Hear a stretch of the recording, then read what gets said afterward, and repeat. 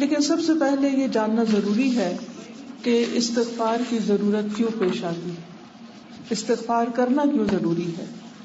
یہ ہم سب جانتے ہیں کہ ہم لوگ دن رات گناہ کرتے ہیں، اللہ تعالیٰ کی نافرمانیاں کرتے ہیں، کچھ جان بوجھ کر اور کچھ انجانے میں، کچھ انسان ہونے کے ناطے، کچھ جہالت میں، لا علمی میں، جذباتیت میں، اپنے نفس کی کمزوری کی وجہ سے۔ لیکن چونکہ گناہ انسان کے حق میں نہایت نقصان دہ ہے، تکلیف دہ ہے، اس لیے انسان کا فائدہ اس میں ہے کہ وہ جتنا جلدی ہو سکے اپنے گناہوں کی معافی مانگ لے۔ اللہ سبحانہ و تعالیٰ نے انسان کو اپنی عبادت کے لیے پیدا کیا، یعنی دنیا میں اپنی اطاعت کے لیے پیدا کیا، فرما برداری کے لیے پیدا کیا، نافرمانی کے لیے پیدا نہیں کیا۔ اس لیے ہم سب کے لیے لازم ہے کہ ہم حد الوسع یہ کوشش کریں کہ وہ کام کریں جو اللہ کو راضی کرنے والے ہوں، اور ان کاموں سے بچیں جن سے اللہ سبحانہ وتعالیٰ ناراض ہوتا ہے۔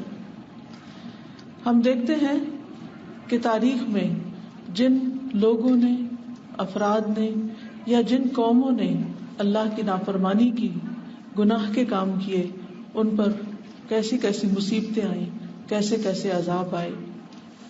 اگر ہم دیکھیں تو آدم علیہ السلام کو جنت سے کس چیز نے نکلوایا؟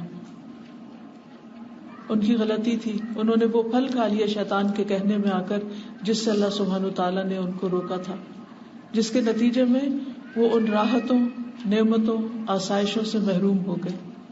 تو گویا گناہ انسان کو نعمتوں سے محروم کرنے والی چیز ہے۔ پھر اسی طرح ابلیس جو فرشتوں کے ساتھ رہتا تھا اور نہایت عبادت گزار تھا، اور اس کا ایک بہت بڑا مقام تھا، لیکن کس لیے وہ راندہ درگاہ ہوا، کس لیے ذلیل اور حقیر ہوا، کس لیے اللہ کی رحمت سے دور ہوا؟ کیونکہ اس نے اللہ کی نافرمانی کی تھی۔ پھر اسی طرح زمین پر آپ دیکھیں کہ آنے کے بعد آدم علیہ السلام کی اولاد میں جو مختلف قومیں پیدا ہوئیں، ان میں قوم نوح کو دیکھیے، قوم نوح کو پانی میں کیوں غرق کر دیا گیا؟ آسمان کیوں ان پر برسا؟ زمین سے پانی ان کے لیے کیوں ابل آیا؟ کیونکہ انہوں نے اللہ کے رسول کی بات نہیں مانی تھی، اللہ کی نافرمانی کی تھی۔ وہ کون سی چیز تھی جس نے قوم عاد پر باد صرصر مسلط کر دی تھی کہ وہ ہوا جس پر سے بھی گزرتی، انسانوں، کھیتوں، چوپایوں، جانوروں، مکانوں، کسی بھی چیز پر جو ہوا وہ گزری اس کو تباہ و برباد کر کے رکھ گئی، اور انسان اس طرح گرے پڑے تھے، مرے پڑے تھے، گویا درختوں کے تنے اکھڑے ہوئے ہوں۔ وہ کون سی چیز تھی جس نے سمود جیسی طاقتور قوم کو، جس نے بہت مضبوط گھر بنا رکھے تھے پہاڑوں کو تراش تراش کے، ان کو صرف ایک چیخ کے ساتھ ہلاک کر دیا؟ وہ ان کے گناہ ہی تھے جن کے نتیجے میں وہ ہلاک اور برباد ہوئے۔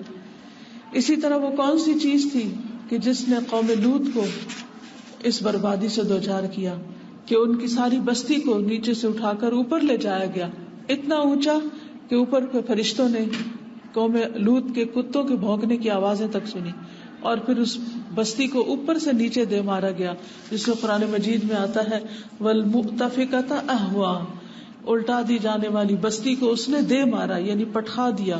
وہ کیا چیز تھی؟ اللہ کی نافرمانی تھی، گناہ تھا۔ وہ کون سی چیز تھی جس نے فرعون جیسی طاقتور انسان اور اس کے طاقتور لشکروں کو ڈبو دیا؟ وہ گناہ ہی تھے، وہ نافرمانیاں ہی تھی۔ وہ کون سی چیز تھی جس نے قارون اور اس کا گھر اور اس کا مال و اسباب اور ساری چیزیں زمین میں دھنسا دی؟ وہ اس کے گناہ تھے، اس کا تکبر تھا، اس کی اکڑ تھی۔ وہ کون سی چیز تھی جس نے بخت نصر کو بنی اسرائیل پر مسلط کر دیا تھا اور ان کو تتر بتر کر دیا، اور انہیں ان کے گھروں سے نکال دیا گیا اور انہیں ذلیل و خوار کر کے رکھ دیا گیا؟ یہ ان کے گناہ ہی تھے۔ اسی طرح بعد میں بھی ہم دیکھتے ہیں کہ کتنی ہی قومیں آئی ہیں کہ جو دنیا میں بڑی طاقتور تھی، بہت آباد تھی، بہت شاندار تھی ان کی ساری بستیاں اور ان کا رہن سہن، لیکن کس چیز نے ان کو ذلیل و خوار کیا؟ یہ ان کے گناہ تھے۔ تو اس لیے ہم سب کو ان سارے واقعات سے، ان واقعات اور اس کے علاوہ بھی جو قرآن و سنت میں بیان ہوئے اور تاریخ ہمیں بتاتی ہے، ان سب واقعات سے سبق لینا چاہیے اور اللہ کی نافرمانی سے بچنا چاہیے۔ لیکن جو کہ ہم انسان ہیں، ہم کمزور ہیں، ہم سے غلطیاں ہو جاتی ہیں، ہم سے ایسی باتیں ہو جاتی ہیں جو اللہ تعالیٰ کو ناپسند ہوتی ہیں. دیکھیں ہم کتنے ہی ایسے کام کر جاتے ہیں کہ جو ہمارے والدین کو ہم سے ناراض کر دیتے ہیں, والدین ہم سے خفا ہو جاتے ہیں. کتنی غلطیاں ایسی ہوتی ہیں کہ جن کی وجہ سے ہمارے بہن بھائی ہم سے ناراض ہو جاتے ہیں. کتنی غلطیاں ایسی ہوتی ہیں جس سے ہمارے بچے ہم سے ناراض ہو جاتے ہیں, ہمارے دوست احباب ہم سے روٹھ جاتے ہیں. پھر ہم کیا کرتے ہیں, کیونکہ ان کی خفگی یا ان کی ناراضگی ہم سے برداشت نہیں ہوتی تو ہم ان سے معافی مانگتے ہیں, ہم ان کو سوری کر لیتے ہیں. اور جو سوری نہیں کرتا وہ ان پیارے رشتوں کو کھو دیتا ہے. اسی طرح جو شخص اللہ تعالیٰ کو ناراض کرتا ہے اور دن میں پتہ نہیں کتنی دفعہ اللہ کی نافرمانی کے کام کر جاتا ہے, انسان کو چاہیے کہ وہ ساتھ ساتھ توبہ کرتا رہے, واپس پلٹتا رہے, تاکہ کسی گناہ کے وبال میں اللہ سبحانہ وتعالیٰ ایسا ناراض نہ ہو کہ ساری نعمتیں چھن جائیں اور ہر نعمت سے محرومی نہ ہو جائے.